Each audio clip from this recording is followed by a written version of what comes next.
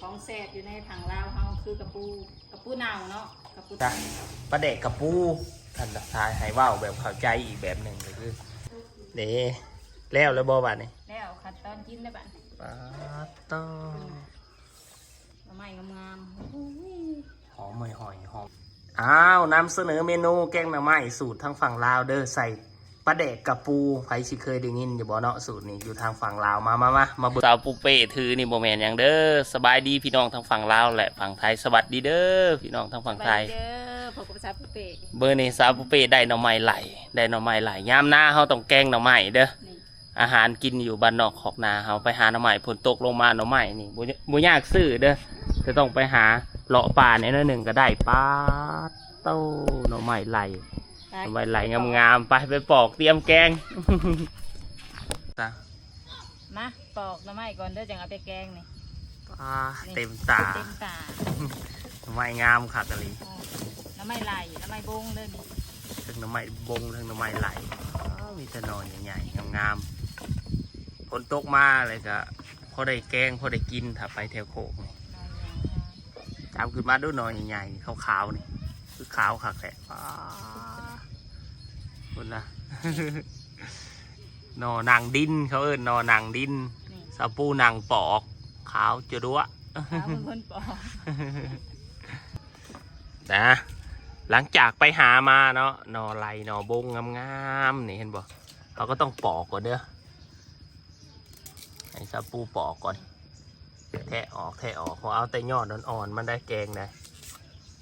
ตัวแก่นะมันแกงบ่ได้มันหยาบมันยังคือกันกับมันแก่แล้วมันบ่แซ่บนอนอ่อนน้อยๆซ้ำน้อยฮะนะมันแซ่บหน่อไม้ฮะมันน้อยๆฮะแหละว่าจังจ้ะหน่อแก่แล้วมันจักแนวใดมันกระทึงดึงดืดหน่อแก่ยิ่งมันเลยมันนั่นแหละมันตามแต่อายุซื่อๆฮะมาอายุก็สำคัญสปูยิ้มปุ้ยอยู่ปอกสปูนี่กะอายุกะ30เนาะ31 ปีนี่17 ปี31ขอเบิ่งบัตรได้ครับว่าโบเสือพอน้อยเนาะคือว่า30ปลายแหละ31 32 ปีแหละคือว่าแก่ได้สำนี่คือว่าเริ่มแก่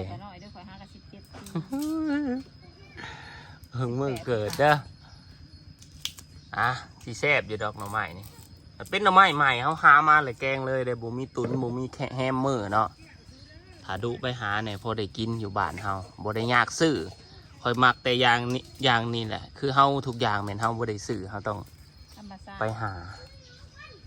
ก็มีค่าใช้จ่ายดอกไปหากับน้ำมันรถน้ำมันล้างนาอยู่ไกลนี่ขี่ไปแต่ว่าโดยส่วนใหญ่แล้วนั่น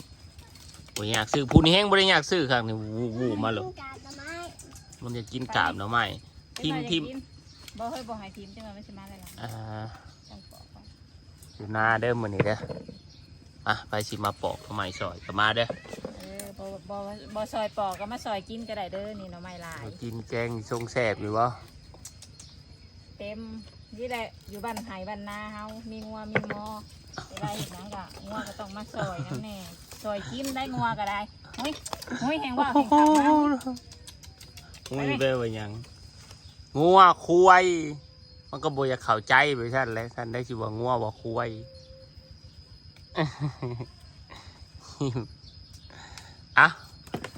เบิ่งสิปอกซอยนี่มาซอยก่อนเด้อนี่ปอกซอยก่อนปอกซอยชาปูก่อนเดี๋ยวนั้นเราจะบอกให้กินแกงหน่อไม้นำนี่หน่อใหญ่ขาวหน่อไม้บงโอ้ของแข็งเว้ยสีมือปอกเห็นบ่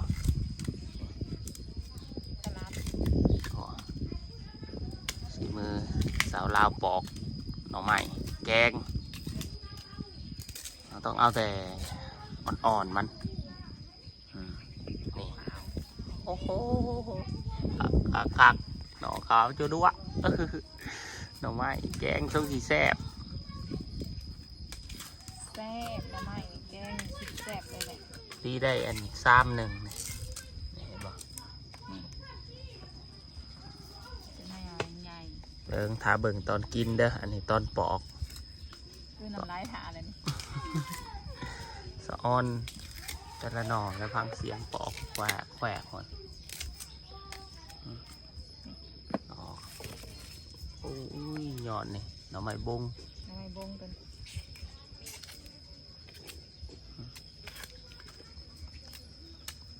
ปอกแกงปอกแกงว่ะอ่ะถามไปเบิ่งตอนแกงเด้อตอนแกงแล้วสิเป็นยังไงสิทรงแสบสิบอกนี่อันนี้สิเป็นพักเอาสิแกงใส่พักขะแยงใหม่เด้อมีพักขะแยงใหม่หน่อยเบ้างเก็บมาแต่หน้ากับรังใหม่ปรุงใหม่เนาะยามนี่ฮักกะเก่าเข้าสู่ฤดูหน้าเห็ดหน้าพ้นตกใหม่พักขะแยงมันก็ยังบ่ทันใหญ่เด้อปลอดสารผิดขะแยงเก็บใหม่เองไปเบิ่งฝีมือแม่ครัวสาวปูสูตรแกงหน่อไม้แบบฝั่งลาวเด้อนี่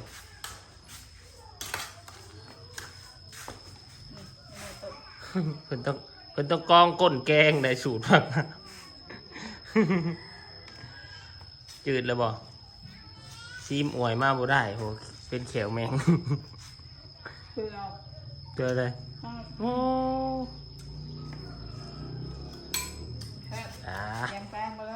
นี่อุปกรณ์ก็ง่ายๆเขาบริหารสื่อยังดอกนี่แต่ไปเก็บเอาในสวนพักกระหยอกขะแยงยานางเขาเบื่อบักเพชรก็เลยบ่ได้ใส่อย่างหลายซ้ำที่มีใส่ซ้ำที่มีก็แซ่บละฮอดขั้นตอนแกงเลยอันนี้สิเป็นตำข้าวเบื่อเด้ตำใส่กับบักเพชรเด้อสูตรแกงหน่อไม้สูตรซาวปูเป้เด้อมันสิแซ่บบ่แกงใส่หยังน้ำแหน่นี่พักใส่ผักบักอึอันนี้พักบักอึนี่ยอดนะยอดบักอึอ่อนบักพริกกับยังอ่อนบักพริกดิบหน่อไม้มันต้มไว้จืดละบ่นต้มหน่อไม้ไหลนี่แกงใหม่ๆสดๆมันยังแซ่บรอถากินฟังเสียงตำอยู่จวดอยู่นี่ พี่หมักตำกันนะมานี่น้อยขั้นตอนเอาน้ำยานางลงแกงเนาะเอาต้องกันเลยก็เฮานี่แล้วมันสิมีขี้อันนั้นมันขี้เหงื่อมันน้ำใบยานางใส่แกงหน่อไม้ขาดบ่ได้เลยอันนี้ตัวนี้ไปกระจกเลยใบยานางนี่เขาเอามาหย่องเนาะมาหย่องมันจะเป็นน้ำเขียวๆใส่แกงหน่อไม้แกงหน่อไม้ไหล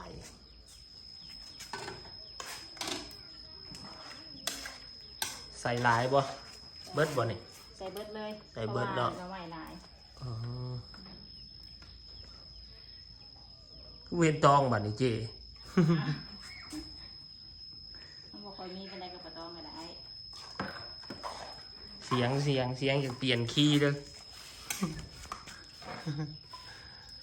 ตอนที่สองเขาเบื่อเขามาให้มันอ่อนแต่มาตั้มใส่กันกับบักเผ็ดจะเอิญแตกต่างกันเวลาออกมาเป็นแบบนี้เอิญเขาเบื่อสิ่งที่ขาดบ่ได้อีกอย่างหนึ่งของเมนูแกงหน่อไม้สูตรฝั่งลาวง่ายๆได้ปลาแดกแป้งนัวเกลือบ่ได้ปรุงยังอีกเนาะบ่ได้ใส่น้ำตาลน้ำตาลเดี๋ยวเขาจะแกงแบบสิเลยสูตรบ้านๆเขาเป็นสูตรฝั่งลาววัตถุดิบก็มียานางเขาเบื่อเนาะเขามาแล้วเขาเหนียวเขามาเลยมาตำใส่ข้าวเบื่อเข้าไปแล้วก็มาใส่ผักขยอขะแยงแบบข้าวเบื่อมันหนักข้าวเบื่อตำแบบสิแล้วเขาก็ต้องข้างให้มันผดขึ้นมาก่อนเนาะให้ยานางมันจืดข้าวเบื่อซุกว่าจะจังสิกินได้ยังจะสิเป่าไผ่ปวดเซฟแม่ครัวใหม่ยังสิมีที่เด็ดอยู่อย่างหนึ่งมีแต่อยู่บ้านนาเตยมีเดี๋ยวสิบอกว่าเป็นอย่างใส่อย่างอยู่ฝั่งลาวขั้นตอนสุดท้ายมันจะใส่เป็นงัวลงไปใส่หลายแสบหลายใส่หลายนัวหลายอันนี้พักตัวนี้พักไว้ขุยเด้อ ถามเบิ่งขั้นตอนต่อไปมาหอดขั้นตอนใส่ปลาแดกเลย ก็คือบ่น้อยได้ว่าไว้ที่เบื้องต้นเนาะแกงอันนี้มีแต่ใส่เกลือปลาแดกแล้วก็พอขาดบ่ได้เลยนะเครื่องปรุงปลาแดกตอนปลาแดกน้ำกับโบแซ่บได้ต้องปลาแดกโตปลาเป็นตอนเท่ากับสี มาตอง ตองบ่ให้กลางหน่อยมันลง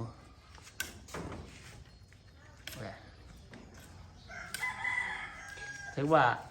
ใครอยากกินแกงหน่อไม้สูตรแบบลาวๆในเบิ่งคลิปนี่ก็เอาไปลองเห็ดกินได้เลย ใส่เกลือใส่ปลาแดกเป็นนัว3อย่างนี่บ่ให้ใส่อย่างอื่นสำหรับเครื่องปรุงเนาะรสชาตินี่คือว่าแซ่บได้เพราะว่าคนหมักรสชาติแบบนี้เนาะบ่ได้ใส่น้ำตาลเนี่ยพอเขาเบื่อมันไหนแล้วมันก็สิเป็นเอเล่บ้านนี้คือว่าเป็นตาแซ่บเริ่มผดแล้วมาขั้นต่อไปสิ่งที่ขาดไม่ได้เนาะนี่คือผงนัวใส่ร้ายแซ่บร้าย แป้งนัวเด้อทางลาวผงชูรสแหละทางฝั่งนั้น ใส่ร้ายแซ่บร้ายใส่แล้วก็พะโล้นจะแสบ3อย่างนี่ปลาแดกเกลือแป้งนัวหรือว่ารสผงชูรสนั่นแหละถือว่าครบสูตรสำหรับแกงหน่อไม้สูตรฝั่งลาวเด้อมารอเบิ่งตอนใส่พักขยอขะแยงก็สิเป็นตะกินเดี๋ยวนี้ชิมเบิ่ง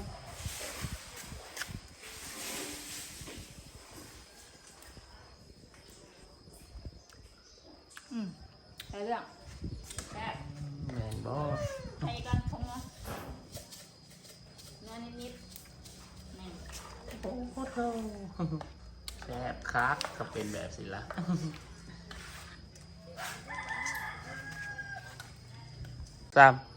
นี่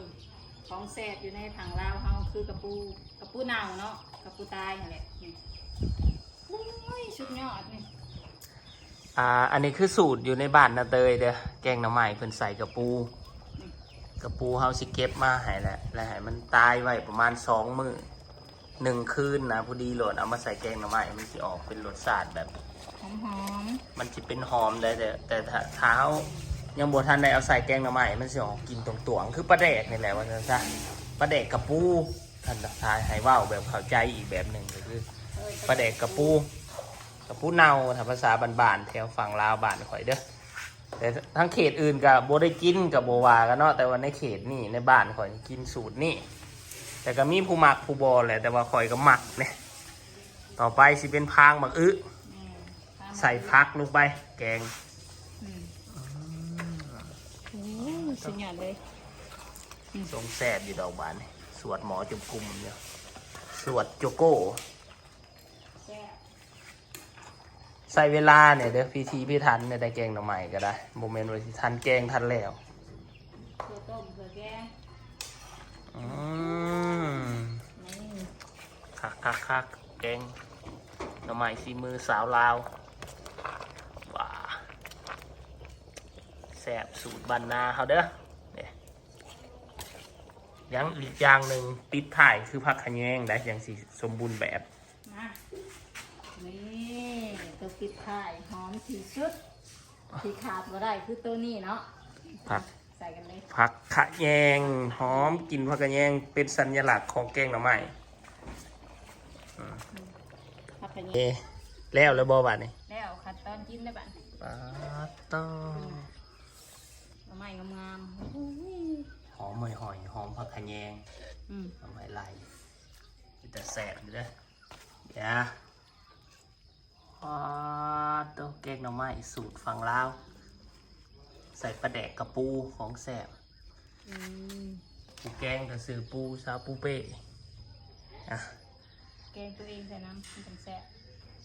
เต็มถ้วยสวดโจโก้ว้าเต็มน้ำข้อน้ำเลยเฮ้ยจะแสบแท้โอ้ผ่านสูตรแกงหน่อไม้ฝั่งลาวได้เลยโอเคมาเตรียมไปหานำเสนอเมนูแกงหน่อไม้สูตรทางฝั่งลาวเด้อใส่ปลาแดกกระปูใครสิเคยได้ยินอยู่บ่เนาะสูตรนี้อยู่ทางฝั่งลาวมาเบิ่งวิธีการแกงหน่อไม้เท้าปูเป้สูตรแซ่บฝั่งลาวเฮา หลังจากสาวปูเป้แกงแล้วก็มากินสามัคคีได้ต้องกินหลายคนเด้อแกงหน่อไม้นี่มันจังแซ่บมากินข้าวในกันสิเก็บแต่บรรยากาศจังเล็กจังหน่อยบ่นอนก็สิไปกินข้าวก่อนยันบ่ทันแกงหน่อไม้แซ่บๆสูตรสาวปูเป้